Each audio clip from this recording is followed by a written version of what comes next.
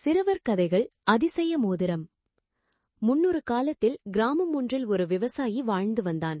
செய்வதற்கு வேலையும் கிடைக்காமல், அப்படி வேலை கிடைத்தாலும் அதன் மூலம் போதிய வருமானம் இல்லாமல் மிகவும் கஷ்டப்பட்டு வாழ்க்கையை நகர்த்திக் கொண்டிருந்தான். அந்த சமயத்தில் ஒரு நாள் தேவதை ஒன்று அவனிடம் வந்தது. அந்த தேவதையிடம் அவன் தனது வாழ்க்கையில் அவன் படும் கஷ்டங்களையெல்லாம் சொன்னான்.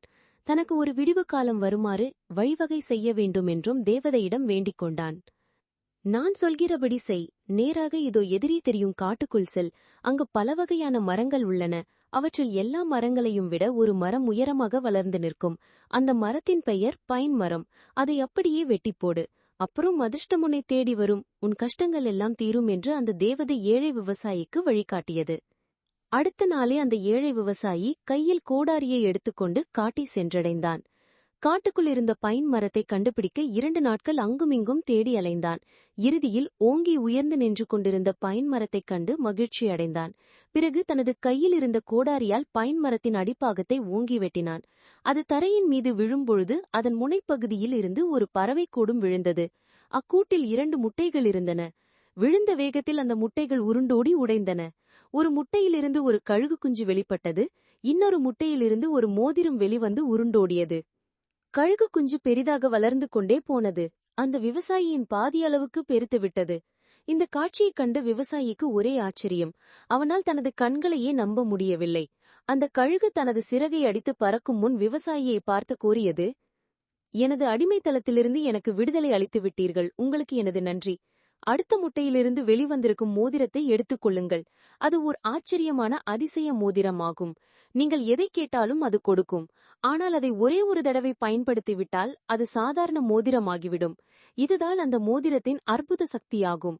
எனவே ஆழ்ந்து சிந்தித்து முடிவெடுங்கள். அசட்டையாய் இருந்துவிட்டால் பின்னர் வருத்தப்பட நேரிடும் என்று கழுகு சொல்லிவிட்டு உயரே பறந்து கண்ணுக்கு தெரியாமல் மறைந்தது. மிகவும் மகிழ்ச்சி அடைந்தான் விவசாயி. அந்த மோதிரத்தை எடுத்துக்கொண்டு வீட்டை நோக்கி புறப்பட்டான். செல்லும் வழியில் அங்குள்ள நகை கடைக்கு சென்றான். நகை வணிகரிடம் அந்த மோதிரத்தை காட்டி இதன் மதிப்பு என்ன இருக்கும் என்று கேட்டான். மோதிரத்தை வாங்கி பார்த்த நகை வணிகர், இதற்கு ஈடாக யாரும் ஒரு புல்லுக்கட்டு கூட தரமாட்டார் என்று கூறினார். நகை வணிகர் கூறியதை கேட்ட விவசாயி சிரித்துக்கொண்டே அவரிடம், இந்த மோதிரத்தின் மகிமையை பற்றி உனக்கு தெரியாது. உலகிலுள்ள எல்லா மோதிரங்களையும் சேர்த்தாலும் இதன் மதிப்புக்கு ஈடாகாது என்று கூறிய விவசாயி அந்த மோதிரம் தனக்கு எப்படி கிடைத்தது என்றும் விளக்கமாக கூறினார். விவசாயி கூறியதை கேட்டு மோதிரத்தின் மகிமையை அறிந்து கொண்ட நகை வணிகன் உள்ளத்தில் பேராசை தலை தூக்கியது. அவன் அந்த மோதிரத்தை அபகரிக்க திட்டம் போட்டான். விவசாயியிடம் வணிகர் மிகவும் கனிவாக, ஐயா, நீங்கள் இன்று இரவு எனது வீட்டில் தங்கிவிட்டு நாளை காலையில் செல்ல வேண்டும் என்பது என் விருப்பம் என்று கூறினார். விவசாயியும் அதற்கு சம்மதித்தார். அன்று இரவு விவசாயிக்கு நல்ல அறுசுவை விருந்து. விருந்தின் முடிவில் திராட்சை ரசம் வேறு. அதை வாங்கி குடித்த விவசாயி சிறிது நேரத்தில் மயங்கி விழுந்தான். அந்த சமயம் பார்த்து விவசாயியின் கையில் இருந்த மோதிரத்தை திருடிக்கொண்டு ஒரு சாதாரண மோதிரத்தை மாட்டிவிட்டான் வணிகன். விவசாயி நன்றாக தூங்கினான். மோதிரத்தை பயன்படுத்தி உலகின் முதல் பணக்காரனாக ஆகிவிடலாம் என்ற ஆனந்த வெள்ளத்தில் மிதந்து கொண்டிருந்தான் வணிகன். மறுநாள் பொழுது விடிந்தது. சிறப்பான விருந்து கொடுத்தமைக்கு நன்றி சொல்லிவிட்டு நகை வணிகரிடமிருந்து விடை பெற்றுக்கொண்டு தனது வீட்டை நோக்கி புறப்பட்டான் விவசாயி. நகை வியாபாரியோ அந்த மாய மோதிரத்தை தன் கைவிரலில் அணிந்து கொண்டு ஒய்யாரமாக தன் இருக்கையில் அமர்ந்தவாறே மாய மோதிரத்தை பார்த்து, எனக்கு 5000 பொற்காசுகள் வேண்டும் என்று கேட்டான். மோதிரம் தனக்குள்ளாக, அடப்பாவி, ஒரு அப்பாவி ஏழையை ஏமாற்றி அவனிடமிருந்து என்னை திருடி என் மூலம் உலக பணக்காரனாக பார்க்கிறாயா? இதோ உன் கதையை இப்போதே முடித்து விடுகிறேன் என்று சொல்லிக் கொண்டது. நகை வணிகன் கேட்டுக்கொண்ட மாதிரியே அந்த மோதிரம் தங்கக் காசுகளை அவனது தலையில் மழை போல் பெய்து கொண்டிருந்தது. தங்கக் காசுகள் பட் பட் என்று அவனது தலை மீது விழுந்தன. தலை வலிக்கிறது, போதும் போதும் என்று கத்தினான். ஆனால் தங்க மழை நின்ற பாடே இல்லை. கடைசி தங்கக்காசு அவனது தலையில் விழுந்தபோதன் தங்கமழை ஓய்ந்து போனது.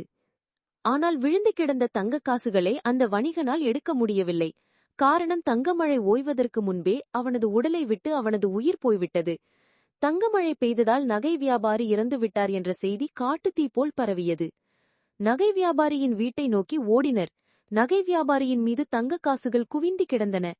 இப்படி மழைபோல் தங்கக் காசுகள் வந்தால் தீமையும் வராமல் போய்விடும் என்று வந்தவர்கள் பேசிக் கொண்டனர். பின்னர் ஆளுக்கு 2 தங்கக் காசுகள் எடுத்துக்கொண்டு அவரவர் வீட்டை நோக்கி சென்றனர். பின்னர் நகை வியாபாரி கைவிரலில் இருந்த அந்த மாய மோதிரம் தானே கழன்று அந்த விவசாயியின் வீட்டை நோக்கி பறந்து சென்றது.